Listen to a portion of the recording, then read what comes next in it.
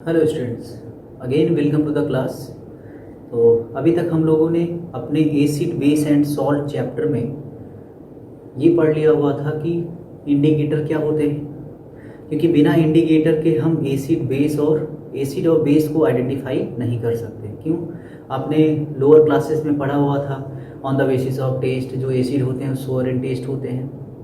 तो हमने आपको बताया था कि कभी एसिड को टेस्ट करके हम नहीं पहचानते कि एसिड है, क्योंकि आपको पता है acid highly corrosive in nature होते हैं। अगर इवन आपकी बॉडी पे पड़ जाए, जीभ पे टच करने के लिए चले, जीभ ही जल गई आपकी, तो कोई टेस्ट नहीं मिलेगा। जो टेस्ट पहले आता भी था भोजन और उन चीज़ों का, वो भी टेस्ट आना कंप्लीटली क्या हो जाएगा, बंद हो जाएगा। तो ऐसा ना हो, फिर हम कैसे टेस्ट करेंगे एसिड का और बेस का? तो हम लोगों ने देखा था एक टूल टेक्निक, वो था इंडिकेटर, जो अलग अलग कलर दे करके, अलग अलग स्मेल दे करके एसिड और बेसिक मीडियम में हमें ये सिखाता है कि कैसे हम ये बताएंगे कि कौन से सब्सटेंस एसिड होंगे, कौन से सब्सटेंस बेस होंगे। इसका टेस्ट करके भी हम लोगों ने देखा हुआ था, इंडिकेटर यूज किया हुआ था हम लोगों ने इंडिकेटर में। उसके बाद इंडिकेटर में हम लोगों ने यूज किया था लेटमस पेपर यूज किया था, मिथाइल ऑरेंज यूज किया था, फिनोल्फथलीन यूज किया था, ओनियन जूस यूज किया हुआ था, टर्मरिक पाउडर यूज किया था। बहुत सारी चीज़ें हम लोगों ने यूज करके देखा।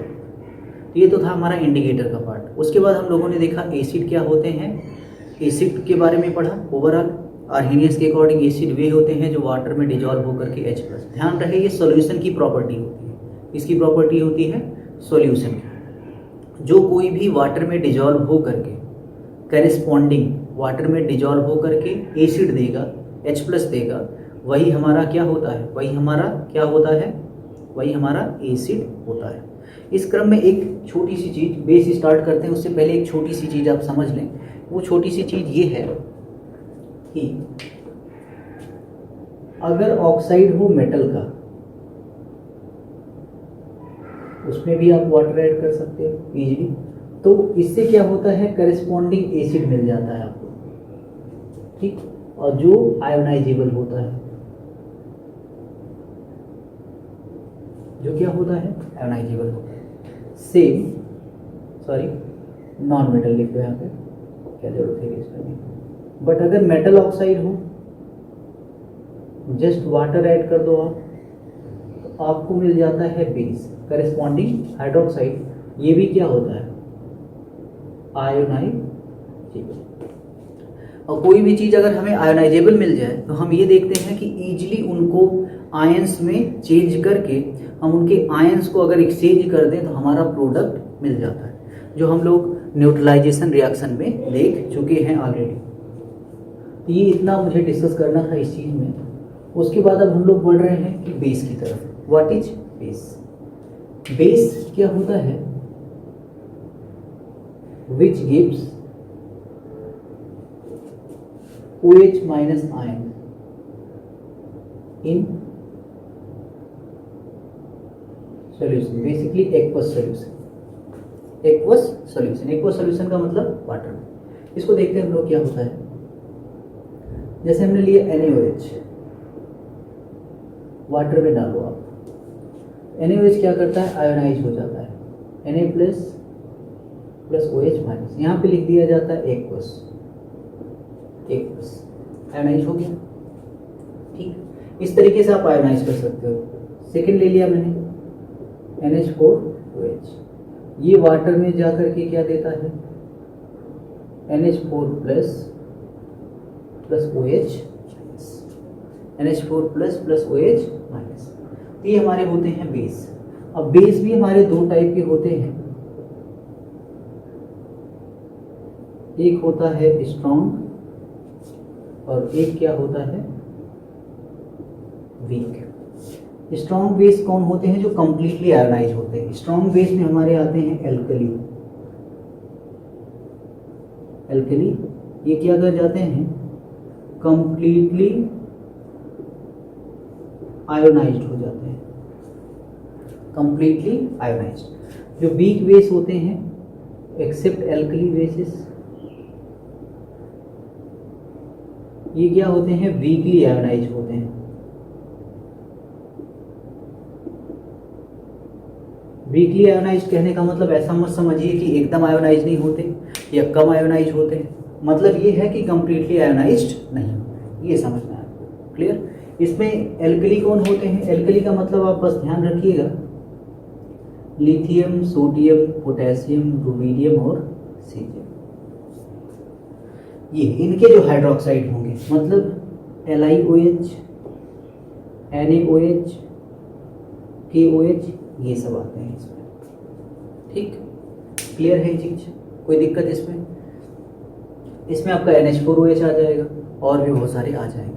अब नेक्स्ट चीज आती है जो कि एल्कली और बेस में डिफरेंस, एल्कली और बेस में डिफरेंस। यहाँ पे मैंने लिखा एल्कली वर्सेस बेस। ठीक, तो अगर मैं बात करूं एल्कली कौन होते हैं, एल्कली भी बेस होते हैं। All bases are not alkali, but यहां पे क्या लिख सकता हूं, ऑल एल्कलीज आर बेसिस। पहला डिफरेंस तो ये है, सारे एल्कली बेस हो सकते हैं लेकिन सारे बेस एल्कली नहीं हो सकते, पहली चीज। दूसरी चीज,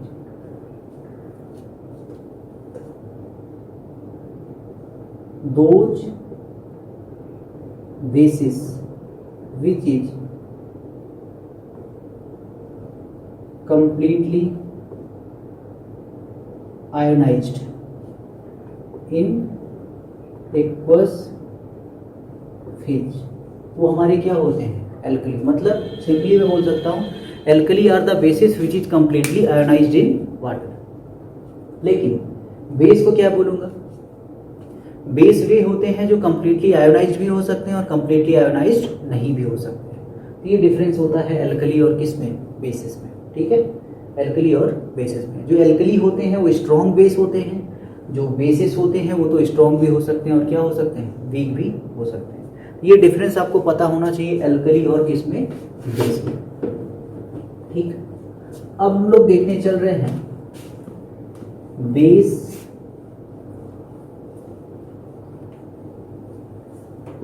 अच्छा, बेस की कुछ कॉमन यूजेस की अगर हम लोग बात करें, जैसे पेट में देखो आप एसिडिटी हो जाती है समटाइम्स, आप कुछ ज़्यादा एसिड वाली चीज़ें जब ज़्यादा खा लेते हैं तो एसिडिटी हो जाती है, और एसिडिटी हो जाने पे हमें क्या चाहिए? न्यूट्रलाइजेशन के लिए क्या चाहिए होता है? Basic solution. तो उसमें सॉल्ट का रोल होता है, लेकिन मोर ओवर किस चीज़ का होता है इंपॉर्टेंस? वो किसका होता है? बेस का होता है। और बेसिस कहाँ कहाँ यूज होते हैं? जैसे जितने आप देखो ग्लासेस आते हैं, ग्लासेस विदाउट बेस प्रिपेयर नहीं किए जा सकते। ठीक, तो बेस के भी बहुत सारे इंपॉर्टेंस होते हैं हमारी डेली लाइफ में। अब नेक्स्ट थिंग देखते हैं कि बेस, तो हम लोगों ने ये देख लिया बेस की कैरेक्टरिस्टिक्स। पहला तो ये तो बेस होता क्या है वो देख लिया हम लोगों ने। अब बेस की कैरेक्टरिस्टिक्स देखते हैं। बेस क्या करता है? फिनोल्फ्थलीन इंडिकेटर, फिनोल्फ्थलीन इंडिकेटर के कलर को, कैसे कलर होता है फिनोल्फ्थलीन को? किस कलर में ये चेंज कर देता है? किस कलर में चेंज करता है ये? पिंक कलर में फिनोल्फ्थलीन को। Next thing, litmus paper. Litmus paper को ये क्या करता है? जैसे एक होता है रेड लिटमस, एक होता है क्या? Blue litmus. ये रेड को किस में चेंज कर देता है? Red turns into blue. ये तो पहचान हो गई, कैसे आप इसको पहचान करोगे, आइडेंटिफाई करोगे? By doing practical. ठीक, नेक्स्ट थिंग देखते हैं, कंडक्टिविटी की बात करें। एसिड में आपको याद होगा तो बताया था acids are good conductor of electricity, तो बेसिस भी कंडक्टर होते हैं of electricity. Bases are also conductor of electricity, but we can not say कि ये गुड कंडक्टर होते हैं, बहुत अच्छे। एसिड जितने अच्छे नहीं होते, लेकिन हाँ क्योंकि आयंस होते हैं इनमें इसीलिए ये भी इलेक्ट्रिसिटी को कंडक्ट करते हैं, बट सभी बेसिस नहीं, सभी बेसिस नहीं, ये कुछ बेसिस के लिए एप्लीकेबल है। जैसे एल्कलीज की बात करें तो बहुत अच्छे कंडक्टर होते हैं। क्लियर हुई बात? ये चीज था आपका बेस और उसकी जनरल प्रॉपर्टीज।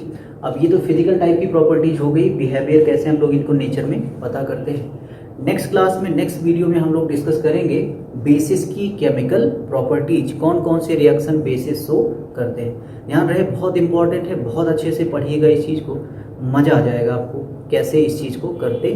ठीक है, तो देखते हैं नेक्स्ट वीडियो में हम लोग केमिकल प्रॉपर्टीज ऑफ बेसिस।